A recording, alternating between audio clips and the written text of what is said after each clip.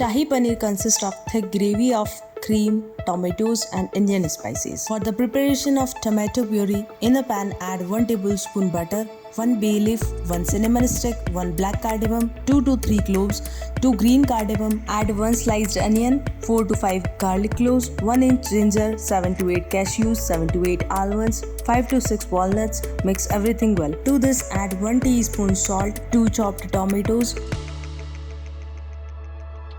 1 bowl water. Cook till it becomes soft. As it turns soft, let it cool down completely and then blend everything well. Our creamy paste is ready. In another pan, add 1 tablespoon butter, 1 tablespoon Shahi jeera, 1 bay leaf, half tablespoon turmeric powder, 1 tablespoon Kashmiri red chilli powder. Add prepared paste and then mix everything well. Add half tablespoon salt or as per your taste. Now add half bowl of fresh cream. Add 250 grams of paneer, 1/4 teaspoon garam masala, half teaspoon Kasuri methi. Mix everything well.